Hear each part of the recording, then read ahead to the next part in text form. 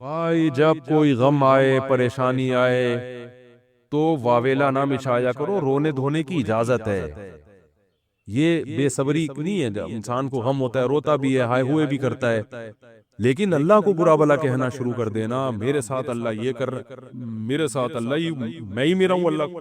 آپ کا کام ہے غلامی، مانگتے رہنا ہے، مانگتے رہنا ہے، مانگتے رہنا ہے۔ اکثر ایک واقعہ علماء بتاتے ہیں، کتابوں میں لکھا ہوا ہے کہ ایک بزرگ حج کرنے جاتے تھے، حج کرنے کے بعد ندا آتی تھی قبول نہیں ہوا۔ کیا ندا آتی تھی؟ قبول نہیں ہوا، تو دوبارہ چلے جاتے اگلے سال، جب حج کرتے پھر ندا آتی قبول نہیں ہوا، وہ پھر چلے جاتے، پھر چلے جاتے۔ کسی نے کہا کہ آپ خود ہی بتاتے ہو کہ جب میں حج سے فارغ ہوتا ہوں آسمان سے ایک ندا آتی ہے کہ قبول نہیں ہوا، تو پھر کیوں جاتے ہو بار بار بار بار؟ تو انہوں نے کہا بھائی میرا کام ہے حج کرنا، اپنی کوتاہیوں کی اصلاح کرنا، قبول کرنا کس کا کام ہے؟ اللہ کا۔ اب اللہ سے تو لڑ تھوڑی سکتا ہوں، اور یہ بھی نہیں ہے کہ اب فنٹر نہیں بنو گے، اب تو ہم نہیں جائے گا بھائی، اب تھوڑی 2 دفعہ چلے گئے، 3 دفعہ چلے گئے، 8 دفعہ یہ آواز آ رہی ہے، اب تھوڑی ہم اور بھی دنیا میں غم ہے بھائی، اس لیے حج ہی کرتے رہیں گے کیا؟ یہ ہوتا اصل میں لوگوں کا یہ رویہ ہو گیا ہے۔ دعا میں بہت ہو رہی ہے یار، ہم نے دعا، مفتی صاحب 6 دفعہ دعا مانگ لی پھر بھی فائدہ نہیں ہو رہا، اب یہی تھوڑی کہ دعا مانگتے رہے، بول نہیں رہے ہوتے، مفتی صاحب سے ڈر رہے ہوتے ہیں تو بھائی اتنا اللہ سے ڈر لو، وہ بعض تو بول بھی دیتے ہیں۔ تو بھائی 6 دفعہ 10 دفعہ 100 دفعہ دعا مانگنے میں کیا جا رہا ہے یار؟ اللہ کے سامنے ہاتھ اٹھا کے مانگنے سے زیادہ بھی کوئی مزیدار عمل ہو سکتا ہے؟ نہیں قبول ہو رہی، اہل اللہ کہتے ہیں نہیں قبول ہو رہی نا، اس میں مانگنے میں اور زیادہ مزہ ہے، ٹھیک ہے نا؟ اس میں مانگنے میں یہ اللہ ایمان کا امتحان لے رہا ہے، تو ہم غیب پر ایمان کے دعوے دار ہیں، اللہ تو نہ قبول کر، ہم تو مانگتے رہیں گے، ہمیں مزہ اسی میں آتا ہے۔ حضرت عمر رضی اللہ تعالی عنہ کا قول ہے کہ مجھے اس سے غرض نہیں ہے کہ میری دعا قبول ہو رہی ہے کہ نہیں ہو رہی، یہ تو میرا کام ہی نہیں ہے کہ یہ اللہ کی ذمہ داری ہے، یہ ہماری ٹینشن، یہ تو میں حضرت عمر کے الفاظ اپنی زبان میں بتا رہا ہوں، یہ ہماری ٹینشن ہے ہی نہیں، یہ تو اللہ کا کام ہے نا، قبول کرنا تو اس کا کام ہے۔ فرمایا مجھے اس کی فکر ہوتی ہے کہ دعا مانگنے کی توفیق مل رہی ہے کہ نہیں مل رہی، ایسا نہ ہو مایوسی اتنی پیدا ہو جائے کہ دعا مانگنے ہی کی توفیق چھن جائے، یہ ڈینجرس ہے، یہ خطرناک ہے کہ اللہ نے آپ کو اپنے در سے محروم کر دیا، ہاتھ اٹھانے کی توفیق سلب کر لی، اور آج لوگوں میں یہ نظر آتا ہے دعا مانگنے کی توفیق نہیں مل رہی، کیونکہ ان کی پوری نظر اسباب پہ ہوتی ہے، اللہ پہ نظر ختم۔ یہ بہت خطرناک ہے، دیکھو اسباب پہ نظر رکھو گے، ہو سکتا ہے اسباب اختیار کر کے کام تو ہو جائے، لیکن اللہ کی جب عدالت میں کیس لے کے جاؤ گے، فائل داخل کرو گے، وہاں سے جو کام جب منظور ہوگا نا، اس کام کی نوعیت میں اور آپ کے کام کی نوعیت میں زمین اور آسمان کا فرق ہوگا۔ جب اللہ کے سامنے کیس لے گئے، کام خراب بھی ہوگا تو بنے گا، اور جب اسباب پہ نظر رکھو گے، بنے گا بھی تو ہو سکتا ہے اس میں خیر نہ ہو، یہ کوئی الٹا کام ہو رہا ہو۔ جس کام سے آپ نے اللہ کو نکال دیا، اب اس میں خیر کی توقع نہ رکھیں۔ آپ بیمار ہوئے، صرف دواؤں پر اکتفا کیا ہوا ہے آپ نے، اللہ سے دعائیں نہیں مانگتے، اور ضرورت بھی محسوس نہیں کرتے کہ چھوڑو یار، جب میں آگمنٹن کھا رہا ہوں، جب میں یہ سیرپ پی رہا ہوں، تو گورے بھی تو ٹھیک ہوتے ہیں نا بغیر دعا کے، کیا خیال ہے بھائی؟ جب وہ ٹھیک ہوتے ہیں تو مجھے دعا مانگنے کی کیا ضرورت ہے؟ تو عین ممکن ہے آپ ٹھیک ہو جاؤ، یہ دوا اثر کرتی ہے، اللہ نے دنیا کو اسباب سے جوڑ دیا، لیکن یہ ٹھیک ہونا بھی آپ کے لیے نقصان کا ذریعہ بن سکتا ہے، اور آپ دعا مانگو دوا کے ساتھ، ہو سکتا ہے آپ ٹھیک نہ ہو، لیکن پھر ٹھیک نہ ہو کے بھی اس میں اللہ کیا ڈال دے گا؟ بولو نا، خیر ڈالے گا، اللہ اس میں خیر ڈالے گا۔ جیسے یونس علیہ السلام کو مچھلی کے پیٹ میں اللہ نے داخل کیا ہے ان کے درجے کو اور بلند کرنے کے لیے، اگر یونس علیہ السلام کے ساتھ یہ مچھلی والا واقعہ نہ ہوتا تو شاید یونس علیہ السلام کا ذکر قرآن مجید میں نہ ہوتا۔ پیغمبر تو لاکھوں آئے ہیں نا، سب کا تذکرہ تھوڑی ہے، اور نبی صلی اللہ علیہ وسلم نے حضرت یونس کی فضیلت الگ سے بیان کی ہے، فرمایا لا تفضلونی علی یونس، مجھے یونس پر فضیلت مت دو، حالانکہ دیکھو یہ تو اجماعی عقیدہ ہے کہ ہمارے نبی تمام پیغمبروں سے افضل ہیں، لیکن کیا مطلب نام لے کے میرے مقابلے میں یونس کو نہ لے کر آؤ کہ میں ان سے زیادہ افضل ہوں؟ کیوں؟ کیونکہ اس میں اس بات کا امکان تھا کہ شاید اس واقعے کی وجہ سے لوگ یونس علیہ السلام کی توہین نہ کر رہے ہوں کہ وہ اللہ کی پرمیشن کے بغیر چلے گئے تھے، تو کہیں اس واقعے کو بنیاد بنا کے لوگ ایسا نہ ہو کہ کہیں کہ ہمارے نبی تو افضل ہے، یونس علیہ السلام افضل نہیں ہے، کیونکہ ہمارے نبی تو بغیر پرمیشن کے کوئی کام نہیں کیا، اور یونس علیہ السلام تو اللہ کی پرمیشن کے بغیر چلے گئے تھے۔ اس لیے نبی نے اس کانسیپٹ کو درست کرنے کے لیے، کلیئر کرنے کے لیے کہ کہیں تمہارے ذہن میں یہ چیز نہ ہو، اس لیے کیا مطلب حدیث کا کہ یونس علیہ السلام کا نام لے کے دونوں کو مجھے ان کے مقابلے میں لا کے کھڑا مت کرو، اور یہ مت کہو کہ محمد صلی اللہ علیہ وسلم حضرت یونس سے افضل ہیں، حالانکہ افضل ہیں، لیکن جہاں بھی حضرت یونس کی توہین کا ذرہ برابر بھی شائبہ نکلتا تھا، آپ صلی اللہ علیہ وسلم نے اس سے منع کر دیا، اس لیے کہ آپ صلی اللہ علیہ وسلم جانتے تھے کہ یہ جو کچھ یونس علیہ السلام کے ساتھ ہوا یہ اصل میں آپ کو بلند مرتبہ دینے کے لیے ہوا تھا، اور یہ بتانے کے لیے ہوا تھا کہ اللہ کی صفت استغنا کیا ہے، اور یہ بتانے کے لیے کہ اللہ سے لڑ کے کوئی چیز نہیں لی جا سکتی، اور یہ بتانے کے لیے کہ غموں میں، ٹینشنوں میں، پریشانیوں میں اللہ کے نیک بندوں کا رویہ کیا ہوتا ہے۔ اور میں آپ کی جنرل نالج کے لیے ایک بات یہ بھی بتا دوں کہ جس کا یہ لائف اسٹائل ہوگا نا وہ ٹینشنوں میں بھی خوش رہے گا، ویسے ہی ٹینشن ختم کر لیتے ہیں اللہ اس سے، کیونکہ وہ ہر ٹینشن کو کس کی طرف سے سمجھ رہا ہے؟ اللہ کی۔ تو جب اللہ ہمارا ہے اور وہ اپنے بندوں کا اچھا چاہتا ہے تو اس میں ٹینشن لے کے بھی ہماری کیا ہوگی؟ اس میں خیر ہی ہوگی۔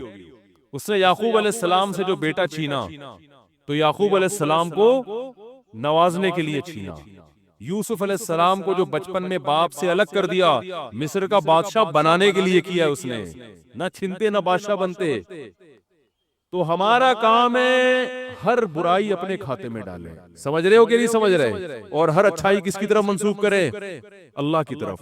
دیکھو جن بھی یہ چیز جانتے ہیں، حالانکہ جن میں تو شر غالب ہوتا ہے، لیکن اس معاملے میں جن ہی ہم سے اچھے۔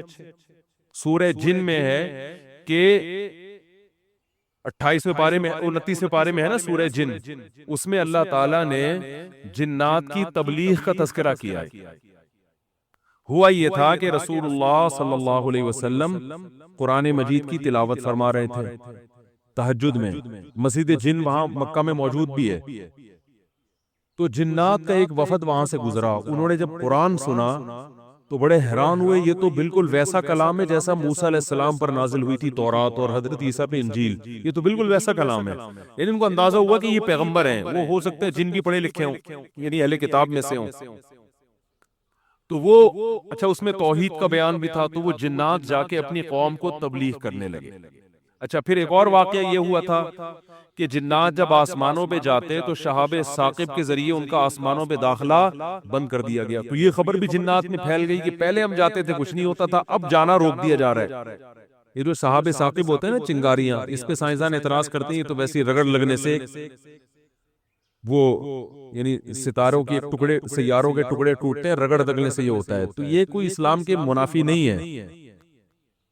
اللہ تعالیٰ کسی جن کو مار سکتے ہیں، اس کے فرشتے کسی جن کو مار سکتے ہیں اس کے ذریعے، رگڑ بھی لگے اور وہ جل بھی جائے اور جن بھی مر جائے، تو اس میں کون سا کوئی وہ ہمیں جن تھوڑی نظر آ رہے ہیں، ہمیں تو وہ شہاب ثاقب جاتا ہوا نظر آ رہا ہے۔ اور یہ بھی ضروری نہیں ہے کہ جب بھی شہاب ثاقب ٹوٹے تو کوئی جن ہی مر رہا ہو، اس سے اتفاقی حادثہ بھی ہو سکتا ہے۔ یہ تو اسلام نے یہ نہیں کہا کہ جب بھی آسمان پہ آپ کو رگڑتا ہوا ستارے کا ٹکڑا نظر آئے گا تو وہ جن ہی ہے جس کے پیچھے جا رہے ہو۔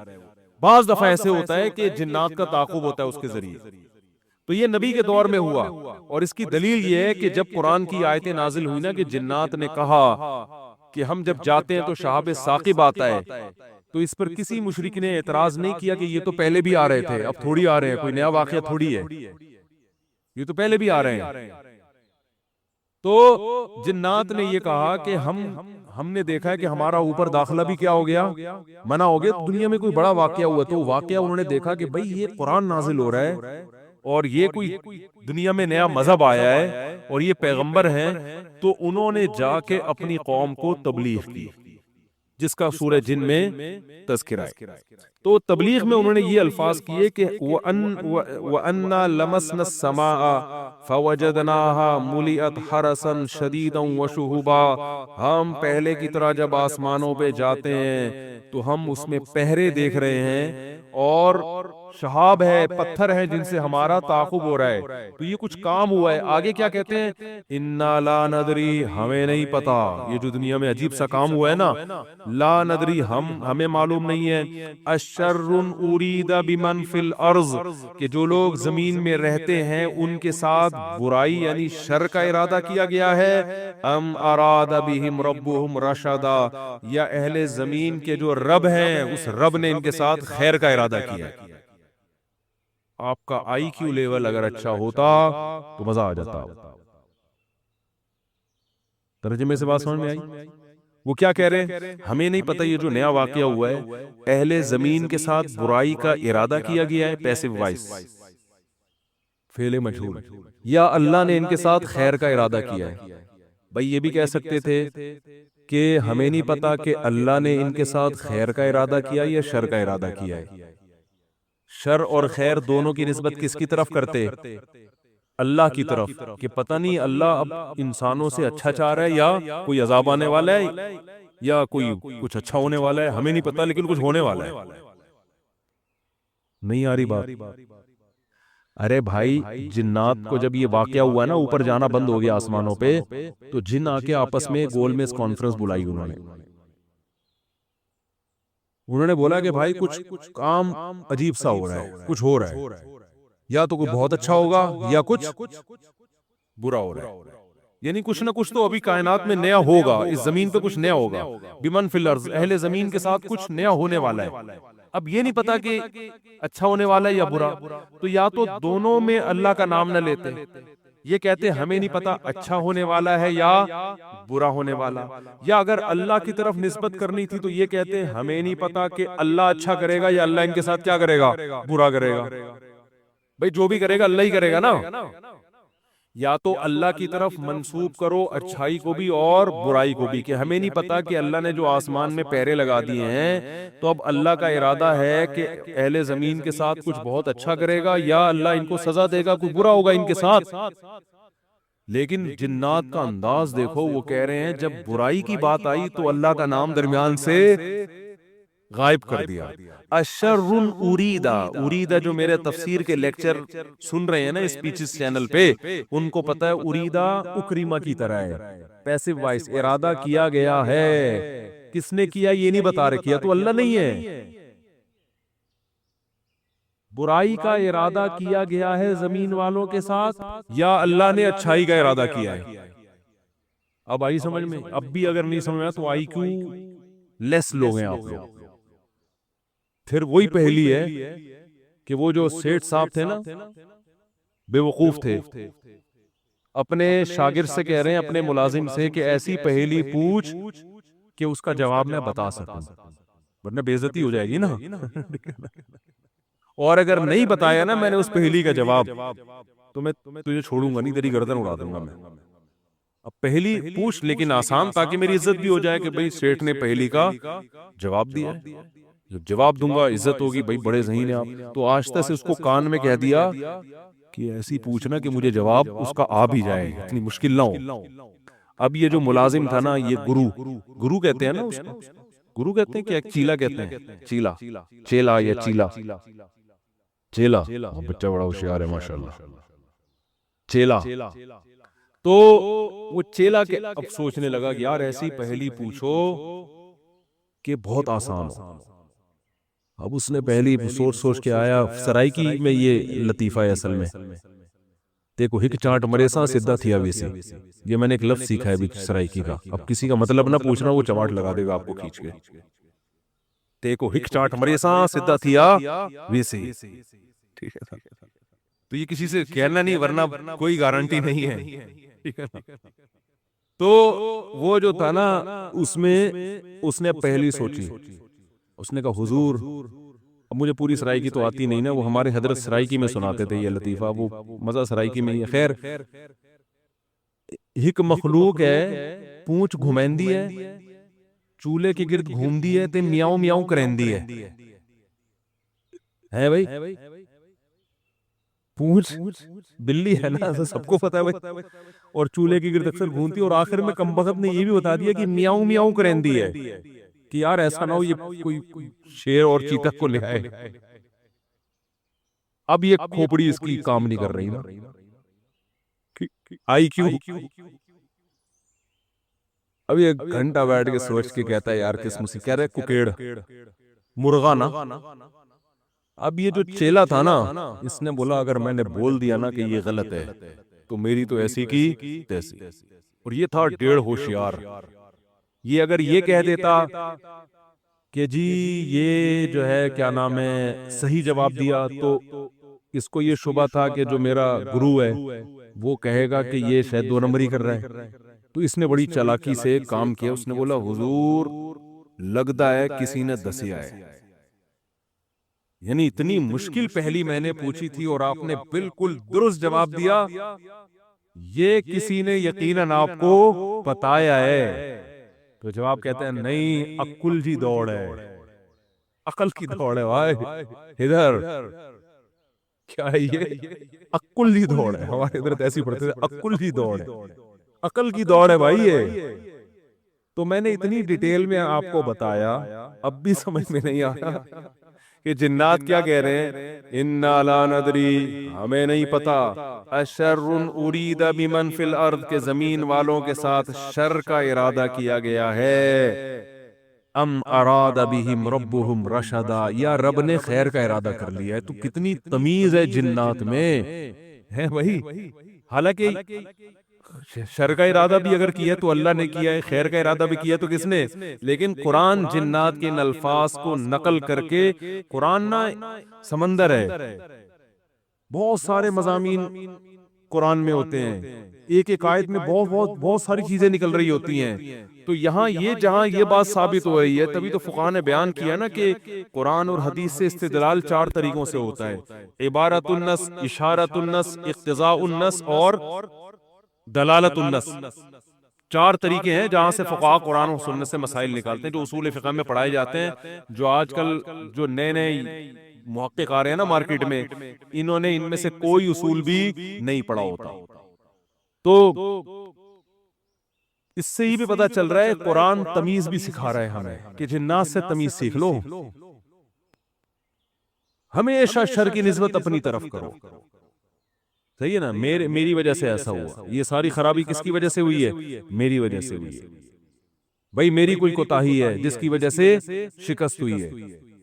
جیسے غزوہ احد میں شکست ہوئی تو صحابہ نے تو اپنے آپ کو جھونک دیا تھا، شکست ہو گئی تو قرآن نے کیا کہا، تمہاری وجہ سے ہوئی ہے، ٹھیک ہے نا، تم نے پیغمبر کی اس معاملے میں اطاعت نہیں کی۔ صحابہ نے یہ نہیں کہا واہ ہم مدینہ چھوڑ کر آ گئے پیغمبر کے لیے، ہے بھائی اتنے ساری ہم نے قربانیاں دے دی اور اسباب کی دنیا میں کامیابی کی امید نہیں تھی، پھر بھی ہم نے اپنے آپ کو میدان جنگ میں لے جا کے جھونک دیا۔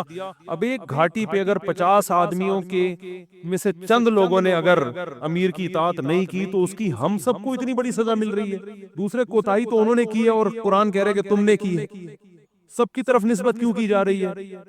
صحابہ نے ایسا کوئی لفظ زبان سے نہیں نکالا، کچھ بھی نہیں نکالا صحابہ، اے اللہ ہماری غلطی ہے، ہم استغفار کرتے ہیں، آئندہ یہ کوتاہی نہیں ہوگی۔ کیسا کامیابی کے اصول ہیں یہ؟ تو بھائی دیکھو دنیا میں آپ کو اللہ کی مان کے چلنا ہے، آخرت میں پھر اللہ آپ کی مان کے چلے گا، سمجھ رہے ہو نا؟ پھر آخرت میں اللہ کہے گا کہ وَلَكُمْ فِيهَا مَا تَشْتَهِي أَنفُسُكُمْ، تمہیں زبان سے نہیں بولنا پڑے گا، جو دل میں تمہارے خیال آئے گا نا، خواہش پیدا ہوگی، اس دل کی خواہشات کو اللہ وہاں پورا کرے گا۔ دنیا آزمائش کی جگہ ہے، پیڑے کھانے کی جگہ نہیں ہے، یہاں آزمائشیں ہیں، اور اگر کوئی آزمائش نہیں ہے تو یہ خود ایک آزمائش ہے۔ آپ کہہ سکتے ہیں فلاں تو بڑی ہنسی خوشی زندگی گزار رہا ہے، وہ تو کوئی آزمائش ہی نہیں ہے۔ او بھائی یہ ہنسی خوشی زندگی خود ایک آزمائش ہے کہ یہ اللہ کا شکر ادا کر رہا ہے کہ نہیں کر رہا، اسے نہ کوئی بیماری ہے، اس کا گھر بھی ہے، اس کے بیوی بچے بھی ہیں، اس کو سکون بھی ہے، گھر میں آتا ہے بیگم تمیز سے بات کرتی ہے، اور جناب گھر سے باہر نکلتا ہے تو بیگم پوچھتی نہیں ہے واپسی پہ کہ انڈے کیوں نہیں لے کر آئے، کوئی کسی قسم کی ٹینشن نہیں ہے۔ یہی ہو رہا ہے نا آج کل، اور جناب ابا بھی ٹھیک ہیں، اماں بھی ٹھیک ہیں، ملک کی حالات بھی ٹھیک ہیں، بے روزگاری بھی نہیں ہے، بلب کے والدین کو گالیاں دینے کی بھی ضرورت نہیں ہے، لائٹ بھی نہیں جا رہی، پنکھا بھی چل رہا ہے، بٹن دباؤ پنکھا چلتا ہے. جیسے آسٹریلیا میں تو یہی ہوتا ہے، بٹن دباتے تھے پنکھا چل جاتا تھا. وہاں پہ میں حیران ہوتا تھا، یار ہم تو دیکھتے ہیں ٹرائی کر کے چلا کہ نہیں چلا. ایسے ہی ہوتا ہے نا، چل گیا اے اللہ تیرا شکر ہے، نہیں چلا کوئی بات نہیں، لائٹ آنے والی ہے تھوڑی دیر میں آ جائے گی. جنریٹر چلاؤ، کھینچو پھر اس کو جا کے، کتنے تو چپک کے مر گئے جنریٹر سے بیچارے اس چکر میں. تو کوئی ٹینشن اگر نہیں ہے تو بھی بڑی ٹینشن ہے بھائی. کہیں اللہ ایسا تو نہیں ہے کہ کوئی بہت بڑی پکڑ آنے والی ہے، اللہ کی بہت بڑی پکڑ نہ آنے والی ہو، اس لیے ڈرنا ہے.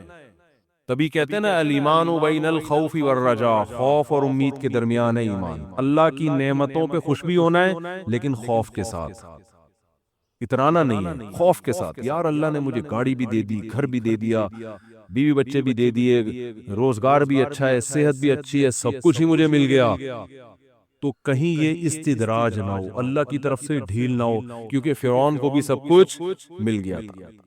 صحابہ میں تو ایسا بھی ہوتا تھا جب ان کے سامنے اچھے مرغن کھانے آتے رونا شروع کر دیتے. کہیں ایسا تو نہیں ہے کہ ہم نے نبی کا جو ساتھ دیا تو اللہ تعالیٰ نے ہمیں ہمارے اعمال کا بدلہ کہیں دنیا میں ہی تو نہیں دے دیا، ایسا تو نہیں آخرت میں نہیں ملے گا، اس سے ڈر جاتے تھے وہ. اور آج ہماری حال دیکھو، ہماری حالت دیکھو، خوشی ملتی ہے تو اترانے لگتے ہیں، دوسروں کو نیچا دکھانے لگتے ہیں، اور ایسے سمجھتے ہیں ہم سے بڑا فنٹر دنیا میں کوئی ہے ہی نہیں، اور اعمال کس سے پیچھے ہٹ جاتے ہیں. خوشی ملی ہے نا تو اعمال سے کیا ہو جاتے ہیں پیچھے، اور غم ہوتا ہے تو واویلا کرنا شروع کر دیتے ہیں. جیسے قرآن نے کہا ان الانسان خلق ہلوعا اذا مسہ الشر جزوعا واذا مسہ الخیر منوعا، کہ انسان کو جب شر پہنچتا ہے جزوعا، جزا فضا شروع کر دیتا ہے، واویلا ہائے میرے رب نے یہ کر دیا، ہائے میرے اللہ نے یہ کر دیا میرے ساتھ، میں ہی ملا تھا اب ٹینشن دینے کے لیے. اور جب خوشیاں ملتی ہیں منوعا، اللہ فرماتے ہیں کنجوس بن جاتا ہے، میرا مال میں خرچ نہیں کروں گا، میں غریبوں کا خیال نہیں کروں گا، میرا پیسہ ہے، میری محنت ہے. تو کہیں الا المصلین فرمائے کچھ لوگ ہیں جو معتدل ہوتے ہیں کہ جب غم پہنچتا ہے تو صبر کرتے ہیں، خوشی پہنچتی ہے تو اللہ کی اطاعت میں اور زیادہ بڑھ جاتے ہیں. اور وہ کون لوگ ہیں؟ الا المصلین الذین هم علی صلاتهم دائمون، وہ نمازی جو اپنی نمازوں کی حفاظت کرتے ہیں، اور والذین هم من عذاب ربهم مشفقون، آخرت کا سوچ سوچ کے ڈرتے رہتے ہیں. لفروجہم حافظون، اپنی شرمگاہوں کی حفاظت کرتے ہیں، الا علی ازواجہم او ما ملکت ایمانہم، سوائے اپنی بیویوں کے کسی اور کے پاس نہیں جاتے. لاماناتہم وعہدہم راعون، اپنے ایگریمنٹ کے پابند ہوتے ہیں، کسی کو زبان دے کے پیچھے نہیں ہٹتے معاہدوں کے. تو اللہ نے جو خوف دن کے دل میں نا ان کی یہ صفات بیان کی ہے، فرمایا یہ نارمل لوگ ہوتے ہیں. یہ کیا ہوتے ہیں؟ نارمل.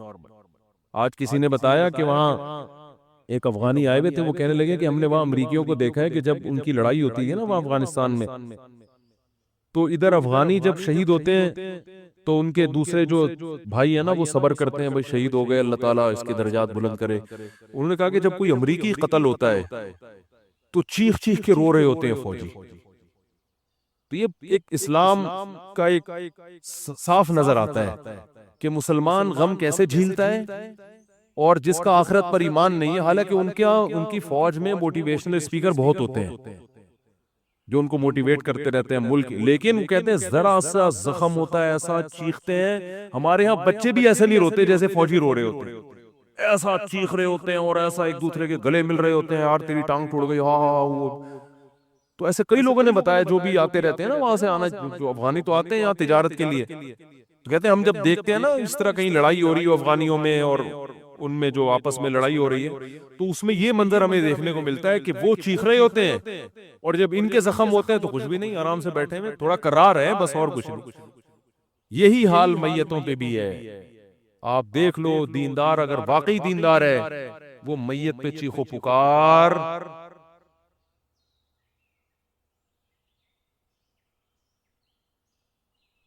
دیکھو یہ دنیا میں بکھیڑے چلتے رہیں گے، ان کی وجہ سے ہمیں نہ تو مایوس ہونا ہے، ہم اسلام پہ کسی شخصیت کی وجہ سے نہیں چلتے.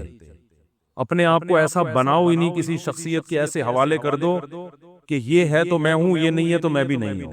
جو آدمی یہ کام کرے گا وہ گمراہ ہو جائے گا. میں نے بہت سے لوگ دیکھے ہیں، لوگ ان پہ اعتماد کرتے ہیں، بعد میں پتہ چلتا ہے تو 2 نمبر آدمی ہیں، تو وہ لوگ دین سے ہی پھر جاتے ہیں. جب نبی کے بارے میں قرآن نے کیا کہا، دیکھو غزوہ احد میں رسول اللہ صلی اللہ علیہ وسلم کی شہادت کی افواہ پھیل گئی، جھوٹی خبر، بہت سے صحابہ حواس باختہ ہو گئے. قرآن میں آیتیں کیا نازل ہوئی، وما محمد الا رسول، محمد اللہ تھوڑی ہیں، اللہ کے پیغمبر ہیں. افإن مات او قتل، اگر ان کی موت ہو جائے یا قتل ہو جائیں تو کیا تم دین پہ واپس پھر جاؤ گے؟ یعنی تم محمد صلی اللہ علیہ وسلم کی وجہ سے تھوڑی دین پر ہو، تم کس کو خوش کرنے کے لیے ہو؟ اللہ کو. نبی کو بھی خوش کر رہے تو اللہ کی خاطر. جب آپ صلی اللہ علیہ وسلم کا وصال ہوا، آپ کی وفات ہوئی، تو صحابہ کے حوصلے پست. تو حضرت عمر نے کیا فرمایا کہ جو یہ کہے گا کہ نبی کی موت واقع ہو گئی ہے، میں اس کی گردن اڑا دوں گا. حضرت ابو بکر نے کیا فرمایا، یہی آیت پڑھی، وما محمد الا رسول، فرمایا محمد اللہ کے رسول ہیں بس. افإن مات او قتل، ان کی موت واقع ہو جائے یا قتل ہو جائیں تو دین سے پھر جاؤ گے کیا؟ پھر آپ نے فرمایا یا ایھا الناس، اے لوگو، من کان منکم یعبد محمدا فإن محمدا قد مات، تم میں اگر کوئی محمد کی عبادت کرتا تھا صلی اللہ علیہ وسلم تو محمد پر موت واقع ہو چکی ہے. ومن کان منکم یعبد اللہ، اور تم میں کوئی اللہ کی عبادت کرتا تھا. کیا اسلام ہے یار، کتنا یعنی کتنی کلیئرٹی ہے اسلام کے عقیدے میں. اور یہ اعلان وہ کر رہا ہے جو محمد کا سب سے چہیتا ہے صلی اللہ علیہ وسلم، جو سب سے چہیتا ہے، جس کو سب سے زیادہ غم ہوا ہے آپ کے بچھڑنے کا. اس کی ایسی تربیت ہوئی ہے کہ بھئی میں اصل نہیں ہوں، اصل کون ہے؟ اللہ. تو کیا خطبہ دے رہے ہیں، ادھر صحابہ غم میں رو رہے ہیں، جانور ہلاک ہو رہے ہیں غم میں، جو نبی جن پہ سواری کیا کرتے تھے. آپ کی اونٹنی جس پر آپ سوار ہوتے تھے وہ غم میں مر گئی، بھوکی پیاسی مر گئی وہ. لیکن ابو بکر کیسا قوم کو سنبھالا دے رہے ہیں اور کہہ رہے ہیں یا ایھا الناس، اے لوگو، تم میں جو محمد کی عبادت کرتا تھا فإنہ قد مات، محمد صلی اللہ علیہ وسلم پر موت واقع ہو چکی ہے. قد لگا دیا تحقیق کے لیے. ومن کان منکم یعبد اللہ، اور تم میں جو اللہ کی عبادت کرتا ہے، اللہ کی غلامی کرتا ہے، فإنہ حی لا یموت، وہ آج بھی زندہ ہے، اس پر موت واقع نہیں ہوگی. یعنی وہ حیران تھے تمہیں کیا ہو گیا، کوئی اچھمبے کا کام تھوڑی ہوا ہے یہ، وہ تو بشر ہے، انسان ہے، انہوں نے تو دنیا سے جانا تھا، ہم تو اللہ کے لیے دین پہ چلے ہیں. کسی شخصیت پر اتنی قربانی نہیں دی جاتی. کسی شخصیت پر اگر قربانی دی جا رہی ہے تو کس کی وجہ سے؟ اللہ کی وجہ سے. اللہ راضی ہو رہا ہے. دیکھو قرآن میں نا بڑے علمی نکات ہیں. قرآن کہہ رہے یعتذرون الیکم اذا رجعتم الیہم لترضوا عنہم. قرآن کہہ لترضوا عنہم ہے لترضوا عنہم، کوئی حافظ نہیں بیٹھا ہوا. لترضوا عنہم فإن ترضوا عنہم فإن اللہ لا یرضى عن القوم الفاسقین. اے نبی جب آپ غزوہ تبوک سے واپس پہنچیں گے تو یہ جھوٹی قسمیں اٹھائیں گے تاکہ آپ ان سے راضی ہو جائیں، خوش ہو جائیں. اگر آپ خوش ہو بھی گئے اللہ پھر بھی خوش بولو نہیں ہوگا.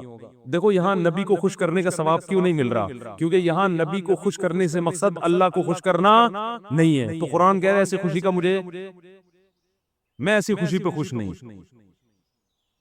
اور کعب ابن مالک، مرارہ ابن ربی اور ہلال ابن امیہ، ان 3 صحابی نے سچ بول کے نبی کو ناراض کر دیا.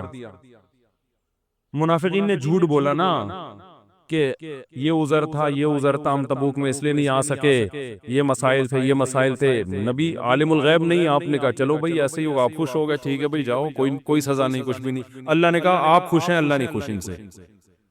دوسری طرف منافقین جو مخلص صحابہ تھے 3، کعب ابن مالک، مرارہ ابن ربی، ہلال ابن امیہ، یہ 3 صحابی نے سچ بولا. یا رسول اللہ کوئی عذر نہیں تھا، بس ہم سستی کی وجہ سے پیچھے رہے، کوئی عذر نہیں. جانا چاہیے تھا، ہم پہ فرض تھا، لیکن باغ پک چکے تھے، سب کچھ تیار تھا، پھر بھی نہیں گئے، کوئی عذر نہیں ہے. سچ بولا نا، نبی غضبناک ہو گئے. نبی کیا ہو گئے؟ اس لیے نہیں کہ سچ بولا ہے، اس لیے کہ جب کوئی عذر نہیں تھا تو پیچھے رہنے کا کوئی جواز بنتا نہیں. آپ نے فرمایا قم، جاؤ یہاں سے، حتی یقضی اللہ فیکم، اللہ فیصلہ کرے گا تمہارے بارے میں. 40-50 دن بائیکاٹ ہوا، یہاں تک کہ صحابی کہتے ہیں نبی نے سلام تک کا جواب نہیں دیتے تھے. کیا گزری صحابہ پر، مگر قرآن کہہ رہے ہیں میں کیا تھا ان سے، بولو راضی تھا، کیونکہ مجھے خوش کرنے کے لیے انہوں نے سچ بولا. تو پھر اللہ نے پیغمبر کو بھی راضی کر لیا بعد میں، اور اتنا خوش ہو گئے پیغمبر، فرمایا اللہ نے تمہاری تو. اچھا اور سنیں، اسلام کے عقیدے بتا رہا ہوں کتنے واضح ہیں کہ ہم اسلام کو فالو کسی مدرسے کی کسی بندے کی وجہ سے نہیں کرتے. اور یہ بھی بتا دوں، اس ایک بندے کی وجہ سے مدرسوں کو بدنام کرنا کہ مدرسے ایسے ہوتے ہیں، یوں ایسے ہوتے ہیں، یہ بھی وہی زیادتی ہے جس کا میں نے بھی تذکرہ کیا. جب حضرت کعب ابن مالک کی توبہ قبول ہوئی تو ان کو خوشخبری پہنچی، وہ نبی کے پاس آئے. آپ صلی اللہ علیہ وسلم کا چہرہ حدیث میں آتا ہے استنار وجہہ کأن وجہہ قطعۃ قمر، ایسے چمک رہا تھا جیسے 14ویں کا چاند.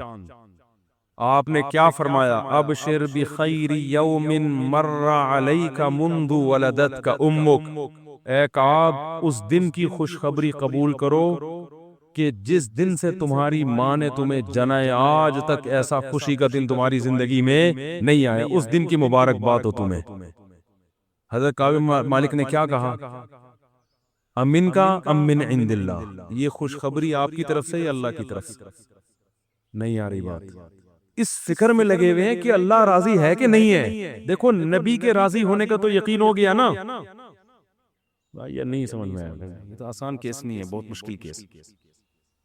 ارے جب نبی کا چہرہ 14ویں رات کی طرح چمکتا ہوا دیکھ لیا، نبی مبارکباد بھی دے رہے ہیں کہ خوشخبری ہو اور سب معاف، بس اب میں راضی، اب میں خوش، تو کعب ابن مالک کو فکر کیا لگی ہوئی ہے؟